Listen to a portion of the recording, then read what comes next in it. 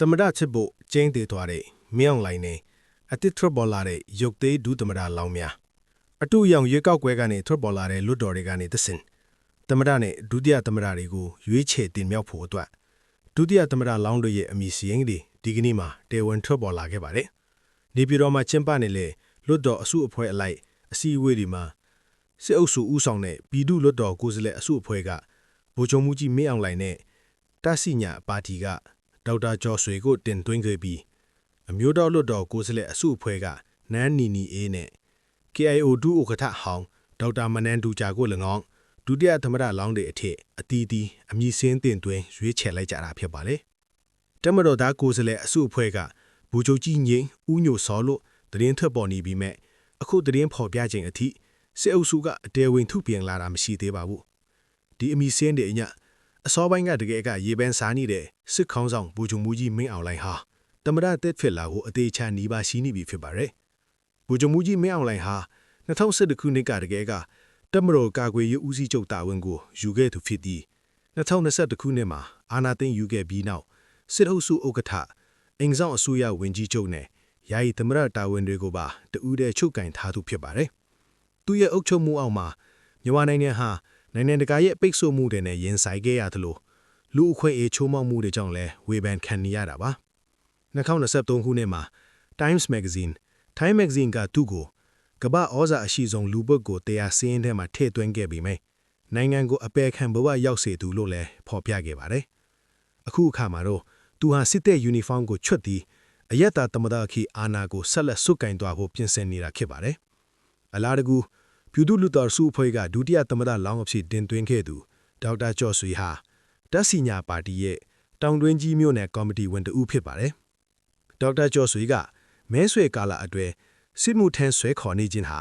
ပါတီတွေရဲ့စီယုံရေးကိုထိခိုက်စေပြီးရွေးကောက်ပွဲဂုဏ်ထိပ်ခါကိုပါကျဆင်းစေနိုင်တယ်လို့ထောက်ပြခဲ့ပေမဲ့အဖမ်းခံရမှာကိုစိုးရိမ်တဲ့အတွက်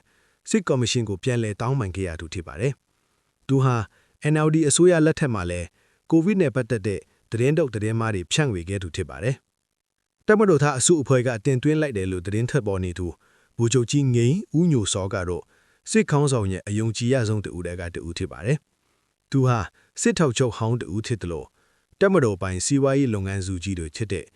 MEC နဲ့အင်းဝဘန်တို့မှာဥက္ကဋ္ဌတာဝန်ယူခဲ့သူလည်းဖြစ်ပါတယ်။အထူးသဖြင့်စစ်ခေါင်းဆောင်ရဲ့မိသားစုစီးပွားရေးတွေကိုအကာအကွယ်ပေးသူအဖြစ်လည်းအမည်ထွက်နေသူပါ။လက်ရှိမှာသူဟာဥရောပသမဂ္ဂယူနီယံရဲ့ဒန်ခတ်ပိတ်ဆိုမှုစီးရင်ထဲမှာပါဝင်နေပေမဲ့စစ်အုပ်စုရဲ့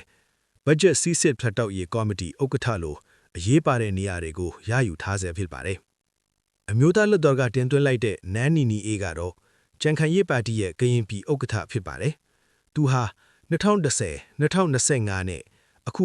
2025အတူရောင်ရွေးကောက်ပွဲ3ကြိမ်လုံးမှာအနိုင်ရရှိခဲ့သူဖြစ်ပြီးစစ်တပ်နဲ့အလိုနီးစပ်တဲ့နောက်ခံရှိသူဖြစ်ပါတယ်။သူရဲ့ဖခင်လည်းမဆာလာပါတီဝင်ဟောင်းတူဖြစ်တာကြောင့်စစ်တပ်ဦးဆောင်တဲ့နိုင်ငံရေးစနစ်မှာကာလရှည်ကြာကျင်းလည်ခဲ့သူလို့ဆိုနိုင်ပါတယ်။အလားတကူအမျိုးသားလွှတ်တော်ကအစုအဖွဲ့ကတင်သွင်းလိုက်တဲ့ဒေါက်တာမနန်းဒူဂျာကတော့ကရင်ပြည်ရဲ့ဝါရင်ထနိုင်ငံရေးသမားတူဖြစ်ပါတယ်။သူဟာ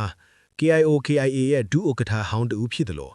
လက်ရှိမှာတော့ကချင်ပြည်အတွင်းရှိပါတီတွေပေါင်းစည်းထားတဲ့ကချင်ပြည်သူ့ပါတီအဖြစ်တာဝန်ယူထားသူဖြစ်ပါတယ်။သူဟာ2020အထွေရွေးကောက်ပွဲမှာလည်းအင်ဂျင်ရန်မြို့နယ်ပြည်နယ်လွှတ်တော်မဲစင်တာနယ်ကအနိုင်ရရှိခဲ့သူဖြစ်ပါတယ်။မြကြီးနားမှာနေထိုင်တဲ့ဒေါက်တာမနန်းဒူဂျာဟာ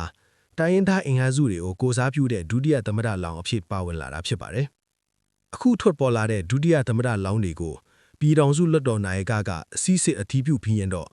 ပြည်ထောင်စုလွှတ်တော်အစည်းအဝေးမှာမဲခွဲဆုံးဖြတ်ကြမှာပါ။မဲအများဆုံးရတဲ့သူကနိုင်ငံတော်သမ္မတဖြစ်လာပြီး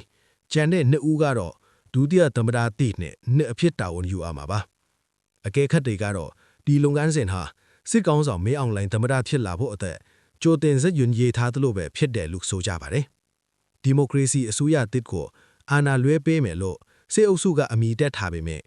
တကယ်လက်တွေ့မှာတော့စစ်ဗိုလ်ချုပ်ဟောင်းတွေကပဲဝစ်ဆုံးလဲပြီးတိုင်းပြည်အာဏာကိုဆက်လက်ချုပ်ကင်သွားမယ်အနေအထားဖြစ်နေပါတယ်။